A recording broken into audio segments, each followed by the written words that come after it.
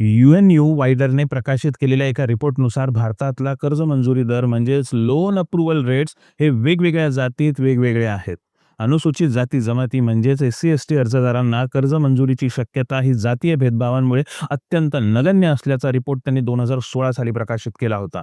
2013 साली world development जर्नलमध्ये प्रकाशित झालेल्या रिपोर्टमध्ये त्यांनी स्पष्ट म्हटलं होतं की भारतातील कोऑपरेटिव्ह बँका मागास जातींविरोधात भेदभाव करतात. विशेषतः ज्या जिल्ह्यात उच्चवर्णीयांचं वर्चस्व जास्त आहे तिथं हा प्रभाव जास्त आढळून आलेला आहे. 2024 सालच्या संशोधनातून तर फार गंभीर गोष्टी समोर आल्या. फॉर्मल बँकिंग सिस्टममध्येच खालच्या जातीतल्या लोकांच्या कर्जाचे अर्ज स्वीकारलेच जात नाही आणि स्वीकारले गेले तरी कर्जाची रक्कम खूप कमी अप्रूव्ह होत असते.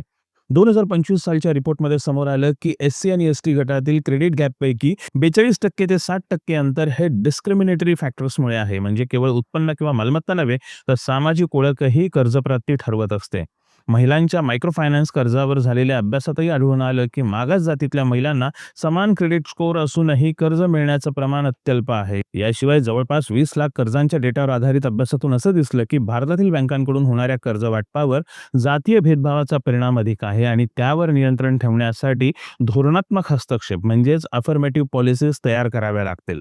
मुंबईसारख्या शहरात झोपडपट्ट्या ज्या आहेत ना, जसं धारावी, घाटकोपरची रमाबाई कॉलनी असेल किंवा चेंबूरची सिद्धार्थ कॉलनी, जिथं बहुसंख्येने मागासवर्गीय आणि मुस्लिम लोक राहतात, त्या परिसरांना बँकांनी निगेटिव्ह एरिया किंवा हाय रिस्क मानून कर्ज नाकारण्याचा पायंडाच पाडलेला आहे. आधुनिक काळातला हा जातीय भेदभाव रिस्क मॅनेजमेंटच्या नावाखाली ते लोक निर्लज्जपणे खपवत आहेत. कशाच्या नावाखाली? Risk management. एकट्या धारावीत 10 लाखांहून अधिक लोकांना लोन रिजेक्शनचा सामना करावा लागलेला आहे. 2006 साली आलेल्या सच्चर कमिटी रिपोर्टनेही बँकांनी मायनॉरिटी डॉमिनेटेड स्लम एरियाजमध्ये निगेटिव्ह जिओग्राफिकल झोन्स ठरवल्याचं नमूद केलं. इंडिया ह्युमन डेव्हलपमेंट सर्व्हे म्हणजेच ISDSने एक रिपोर्ट प्रसिद्ध केला होता. त्यात जनरल कॅटेगरीपेक्षा SC ST दलित अर्जदारांना बँक लोन अप्रूव्हल रेट कमी आहे. प्रोडक्शन लोन्समध्ये GC विरुद्ध SC मधील क्रेडिट गॅप 139% आहे. यातील 73% अनएक्सप्लेन डिस्क्रिमिनेशन आहे. मनी लेंडर्स म्हणजेच सावकार ते मात्र SC ST ला जास्त कर्ज देतात आणि तेही वाढीव व्याजदरावर, कारण बँक्स डिस्क्रिमिनेशन करतात. RBIच्या प्रायोरिटी सेक्टर लेंडिंगचे नियम असूनही ग्राउंड लेवलवर ऑफिसर बायस चालू आहे आणि मग सावकारी कर्जाच्या पाशात अडकलेले शेतकरी आणि कामगार पिचून जातात आणि शेवटी आत्महत्येचा मार्ग स्वीकारतात आणि ही गोष्ट कुणाच्याच लक्षात येत नाही.